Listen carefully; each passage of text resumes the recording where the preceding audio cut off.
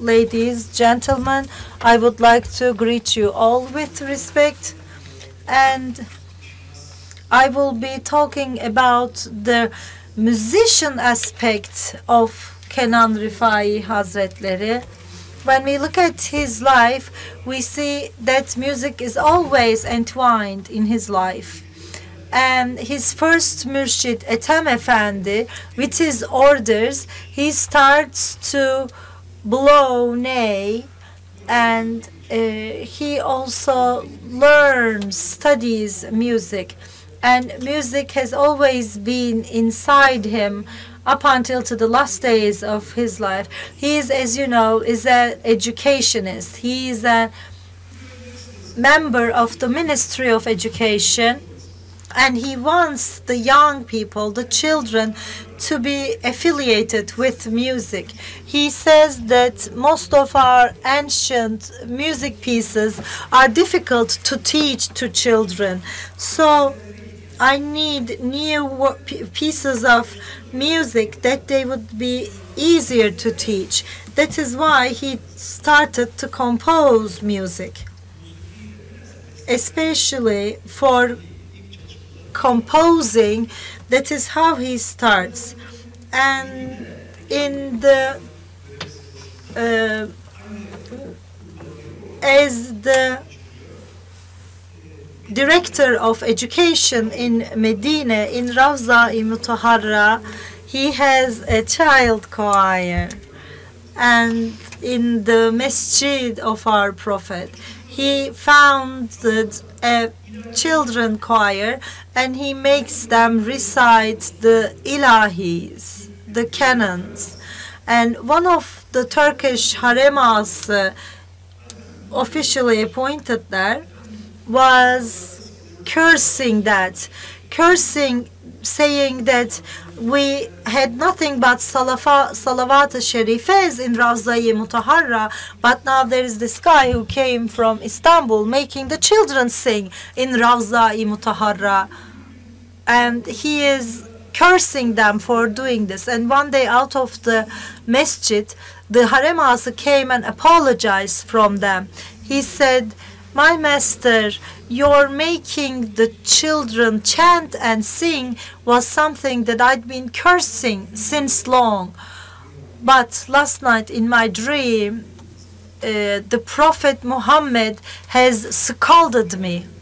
He said to me, what Kenan Efendi does is not something your mind can contain. He scolded me. The music of Kenan Efendi, what lies beneath that, the biggest hikmah, the biggest wisdom is this, I believe. He is inspired, he has been inspired and fired by the biggest source of inspiration. And he writes poetry, he writes the lyrics, he composes music. And in the first period, he makes music with the approach of a pedagogue. And it was children's chants and canons that he composed for children. And then in his times in Istanbul, you know that he has a dergah life. And when we look at the music that he composed there, they are more sort of accompaniments to zikrullah or to tariqat music, like the Jumhur ilahis. And after the abolishment of the tekkes, in the days of talks in his house are mostly for embellishing and complementing the discourses and the talks. So this is pretty much the summary of music in Kenan Rifai's life. First as an educationist, secondly with the approach of a tekke sheikh, and later it is for accompaniment purposes.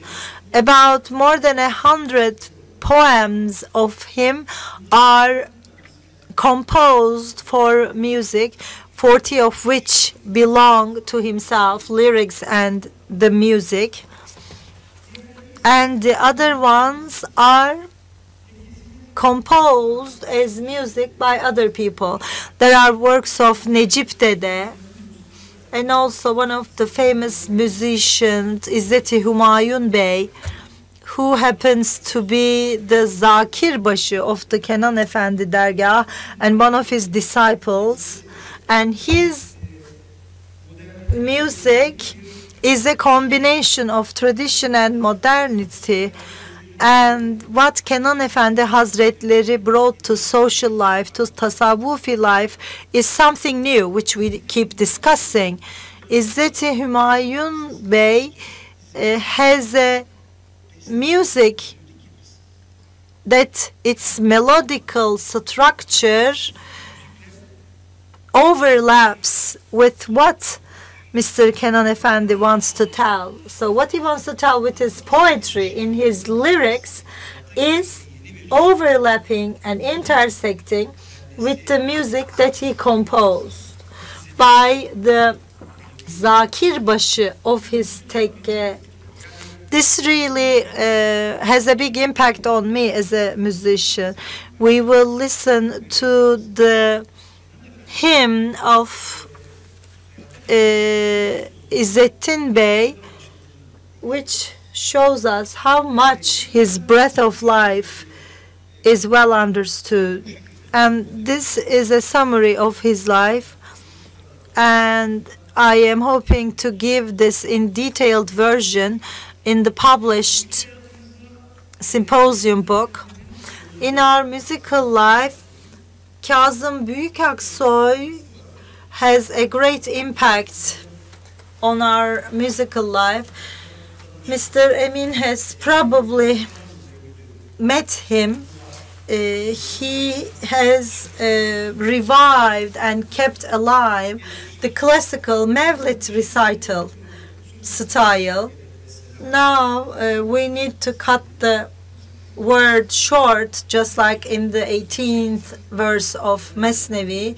Now let us cut the word short and let's listen to the hymns of Kenan Efendi.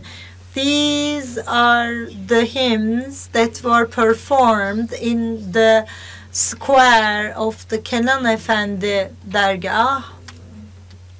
Our young friends performed this, and let us now listen to them.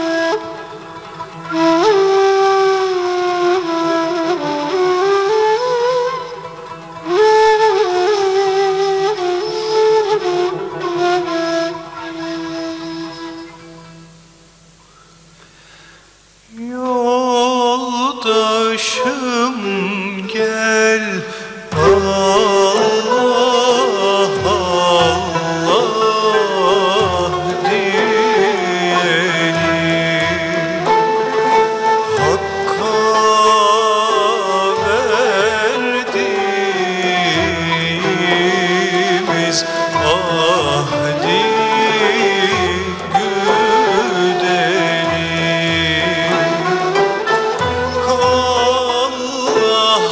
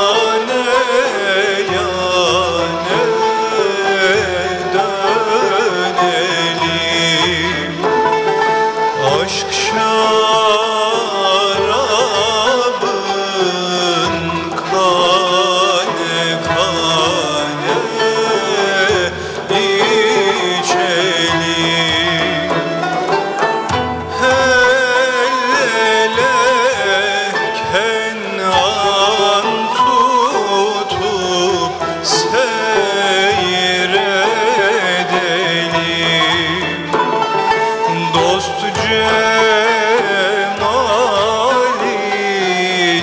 aşkla tavaf